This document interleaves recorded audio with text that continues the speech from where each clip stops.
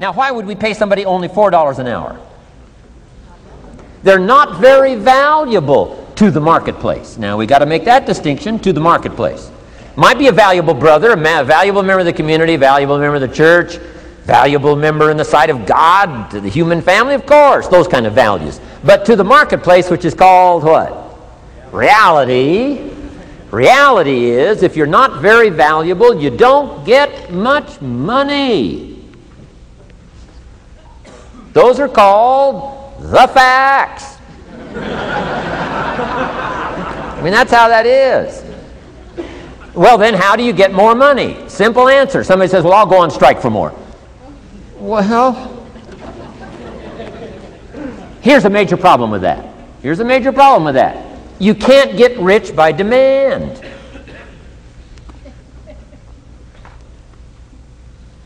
Somebody says, well, I'm waiting for a raise. I'm telling you, it's easier to climb than to wait for a raise. Why not just become more valuable rather than wait? I'm telling you, that's the key to all good things.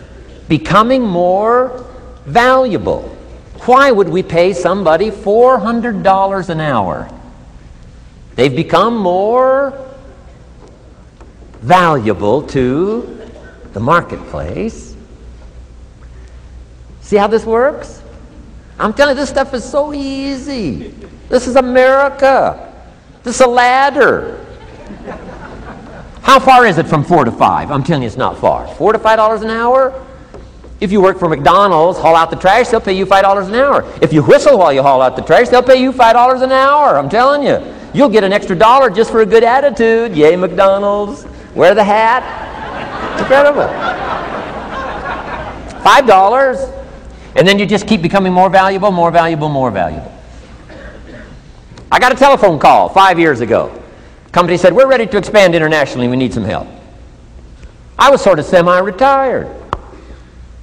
Right? Looking for the next exotic beach. They said, no, Mr. Rohn, we got a project for you. Right? Going to expand internationally. We could use your help. Next little while, we'll add some millions to your fortune, make it worth your while. I said, okay. I thought later, isn't that interesting that they called me? My second thought was, of course they'd call me. Who else would they call? I mean, you know, I can get the job done.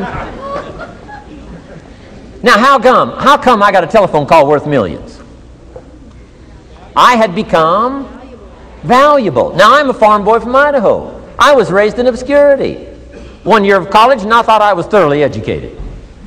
Made all kinds of mistakes galore. At age 25, the creditors are calling me saying, hey, you told us the check was in the mail. I got pennies in my pocket. I got nothing in the bank. I'm behind on my promises. How come I get a telephone call 5 years ago and it's worth millions?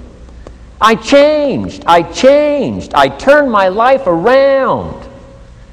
Is it possible to become worth millions? Speaking economically, now there's a lot of values to become, but let's just talk economics. Is it possible to become that valuable? And the answer is, of course, of course. Now let me give you the secret.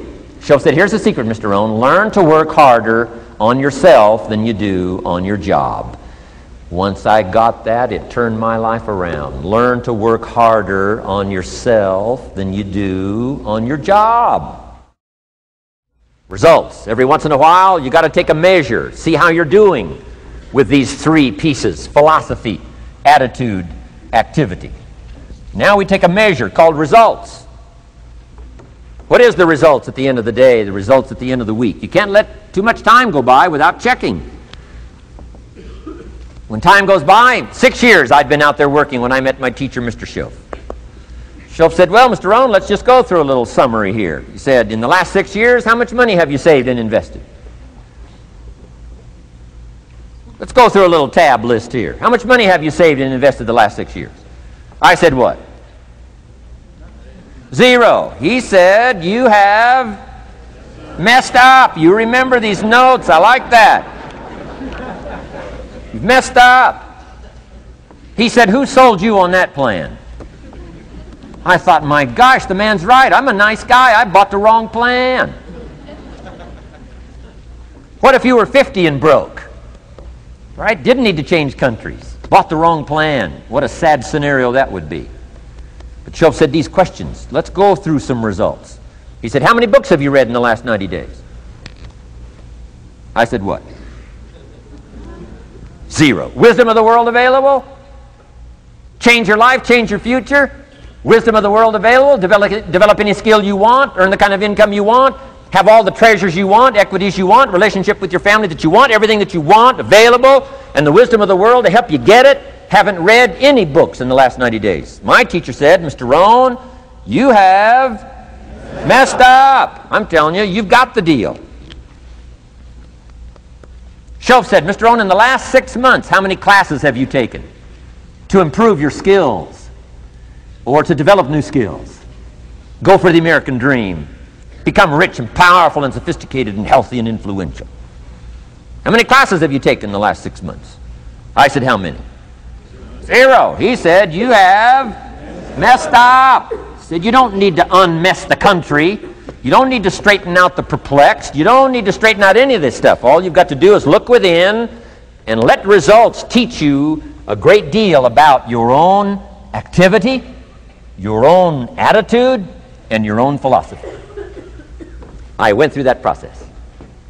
Take this phrase home. Results is the name of the game. What other game is there? Results. Here's all life asks us to do. Make measurable progress in reasonable time. Just take home that little phrase. Good phrase. We're asked in life simply to make measurable progress in reasonable time.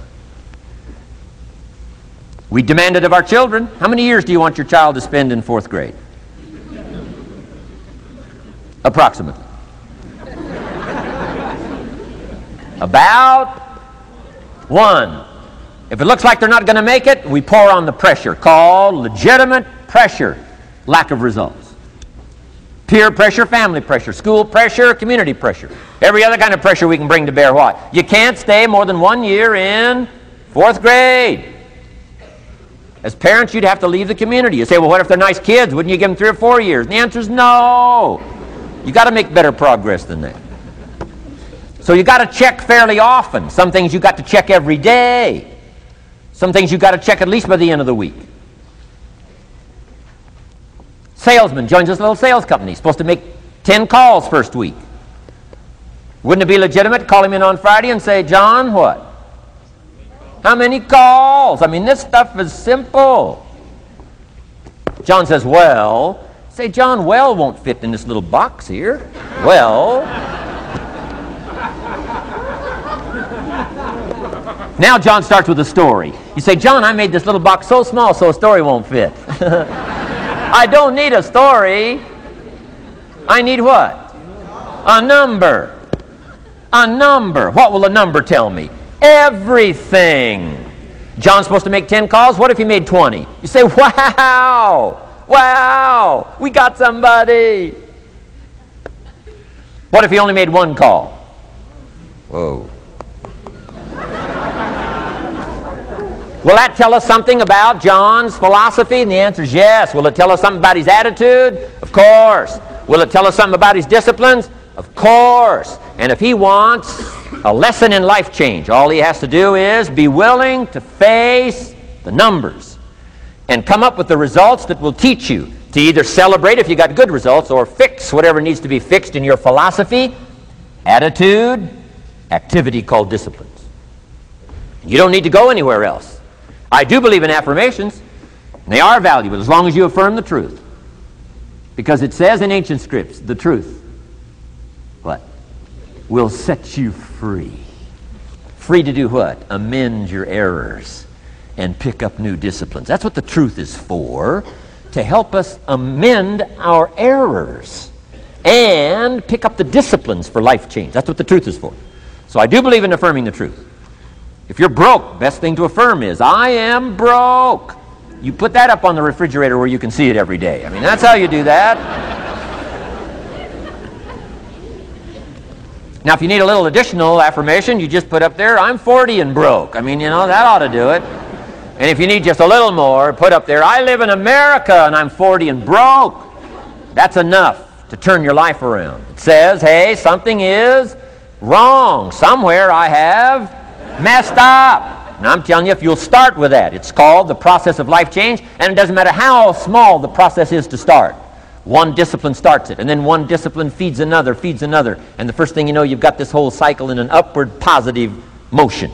And it's called life change. It's called income change. It's called health change. Relationship with your family change. Equities unprecedented that you can have in numbers that will stagger the imagination if you do not curse what's available and start amending what's possible to get the results that you want. I don't think I can put it in any better language. Let me give you the day that turns your life around as quickly as I can. I got 4 parts to the day that turns your life around, and then we're finished for the day. Number 1, disgust. Disgust. Disgust is a negative emotion, but it can have a very positive, powerful effect. Disgust says, I've had it. What an important day that could be. I've had it. Wow. I met a beautiful, powerful, accomplished executive lady in New York. The company invited me to come in. This lady was a vice president, extraordinary lady. I got to know her, and I found out her story. I said, how did you get here? Big income. And she never went to college, never went to university.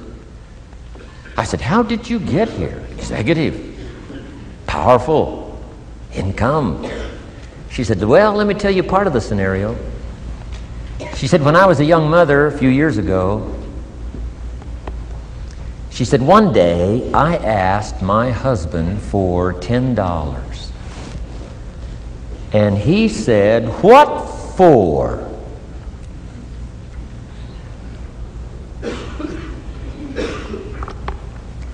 She said, before that day was over, I decided I would never, ever ask again.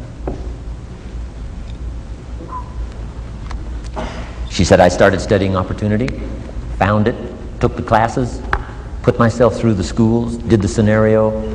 Now I'm vice president. I make a lot of money. And she said, I kept my promise. I've never, ever had to ask again. It's called a life-changing day. The day you say, enough is enough. Now, if you can add an act to your disgust, it helps. A man takes a shotgun to his car, blows out every window, destroys every tire, puts 100 rounds in it, and says, I've driven this embarrassing thing for the last time. And then he saves it. He saves it.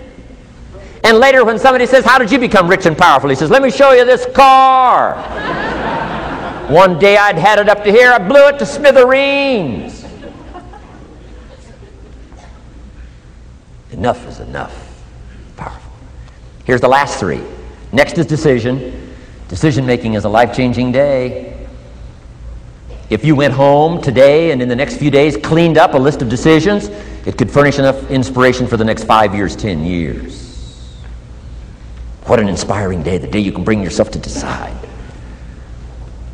And here's the 3rd one, desire, wanting too bad enough. Who knows the mystery of that? We don't know. But here's something I do know. Sometimes desire waits for a trigger, waits for something to happen.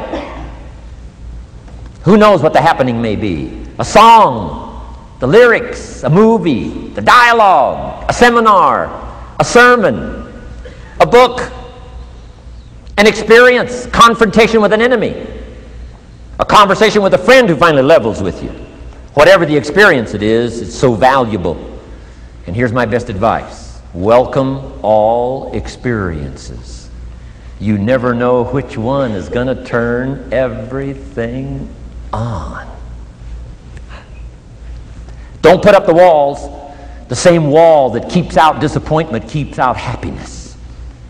Take down the walls. Go for the experience. Let it teach you. And here's the last one. Resolve. Resolve says I will. 2 of the most powerful words in the language. Benjamin Disraeli said, nothing can resist a human will that will stake its existence on its purpose. Shortly put, I'll do it or die. Best definition of resolve I got from a little junior high girl, Foster City, California. I'm going through some words one day. I got to this one and I asked the kids, who can tell me what resolve means? Some didn't know, some tried. Interesting. The last one was the best. Little girl about 3 rows back, she said, I think I know, Mr. Rohn. I said, what? She said, I think resolve means promising yourself you will never give up. I said, that's the best I've ever heard. She's probably giving seminars somewhere today, right? I mean, that's the best I've heard. I asked the kids, how long should a baby try to learn how to walk? How long would you give your average baby? Before you say, hey, enough's enough. No. Any mother in the world would say, you're crazy. My baby is going to keep trying what? Until. What a magic word. I want you to write it down. Until. Promise yourself you'll read the books until your skills change. You'll go to seminars until you get a handle on it. You'll listen to it until it makes sense. You'll go for it until you understand it. You'll practice it until you develop the skill. Never give up until, however long that is. Step by step, piece by piece, book by book, word by word, apple by apple. Walk around the block, walk around the block. Go for it. Don't miss the chance to grow. And resolve that you'll pay the price until you learn, change, grow, become. Then you'll discover some of life's best treasures when you pay that price.